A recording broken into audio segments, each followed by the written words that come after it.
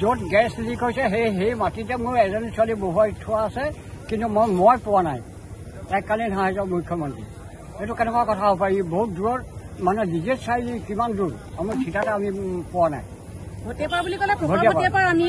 আমি একদম পপাৰ ভটিয়াপাৰ, আকৌ মোৰ মাটিতে তেল ওলাইছে, গেছ ওলাইছে। কোনে কোনে পাইছে আপোনাৰ? আপুনি নাই পোৱা, ওচৰত দূৰৰ মানুহ কোনে কোনে পাইছে বুলি ভাবে?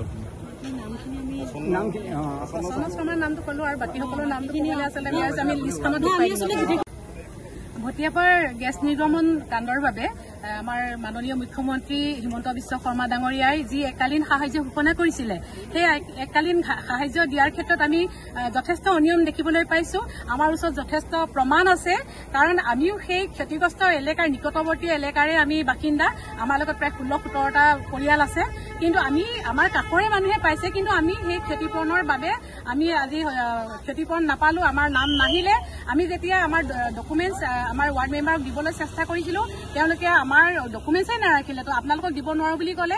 আৰু আজি 6 দিন হ'ল গাঁওবুঢ়াই এদিনো আমাৰ এলেকাটোত গৈ এদিনো এটা খবৰ লোৱা নাই, আমি কেনেকে খাইছো বৈছো বা আমাৰ ৰান্ধিব পাৰিছো নাই বা আমি কি অসুবিধা পাইছো, আমি কোনো ধৰণৰ সাহায্য পোৱা নাই। কোনো ধৰণৰ চৰকাৰী হওক বা বেচৰকাৰী হওক তেনেকুৱা কোনো ধৰণৰ সাহায্য পোৱা নাই। আৰু ৱাৰ্ড মেম্বাৰগৰাকীয়েও আমাক কোনো ধৰণৰ সহযোগিতা কৰা নাই। তেখেতক আমি ডকুমেণ্টছ দিবলৈ চেষ্টা কৰিছিলো, তেখেতে আমাৰ পৰা একেবাৰে তেওঁ নুই কৰিলে। আচলতে আমি বৰ ক্ষোভিত হৈ পৰিছো এনেকুৱা অনিয়মৰ কাৰণে।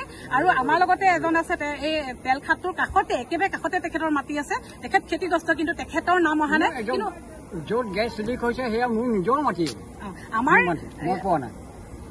আমাৰ কাষৰ মানুহে পাইছে, আৰু একে ঘৰৰ পিতা পুত্ৰই পাইছে, একমাত্ৰ পুত্ৰ আৰু পিতা, এনেকুৱা মানুহে পাইছে। আৰু আমাৰ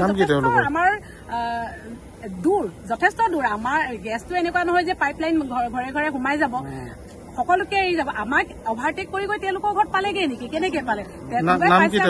আপত্তি নাই, কিন্তু আমি কেনেকে বঞ্চিত হলো? আমি বঞ্চিত হোৱাটোতহে আমাৰ প্ৰশ্ন আছে, আমি কিয় বঞ্চিত হলো? তেওঁলোকে পোৱাত আমাৰ আপত্তি নাই, আমাৰ আপত্তি আছে আমাক অভাৰটেক কৰি গৈ তেওঁলোকে কেনেকে পালে? নামকেইটা উল্লেখ কৰিব নেকি? নামকেইটা উল্লেখ কৰিবলৈ মই যদিও বহুকেইজনৰ নাম আছে, উল্লেখ কৰিবলৈ মই বেয়া পাইছো, আচলতে সন্মানীয় ব্যক্তি। তথাপিও মোৰ এজন ভাতৃপ্ৰতিম মই কবলৈ বাধ্য হৈছো, ক্ষমা কৰিব, প্ৰসন্ন শৰ্মা তেখেতৰ নামটো, জিজে চাৰিআলি চুক ঘৰ, তেখেতৰ যথেষ্ট দূৰ হয়। আৰু তেনেকে বহুত কেইজন আছে, আমি উদাহৰণ ইয়াত দিব পাৰিম লিষ্টত। আচলতে কথাটো এইটো নহয় যে আমি মানে পইচাটোৰ বা কাৰণে আমি বেছিকে চিঞৰ বাখৰ কৰিছো, সেইটো কথা নহয়। কথাটো হৈছে অনিয়মটো। কিয় লিষ্টখনত আমি বঞ্চিত হলো, আৰু কিয় লিষ্টখনত বঞ্চিত নহবলগীয়া মানুহে কিয় পাইছে, প্ৰশ্নটো সেইটোৱে।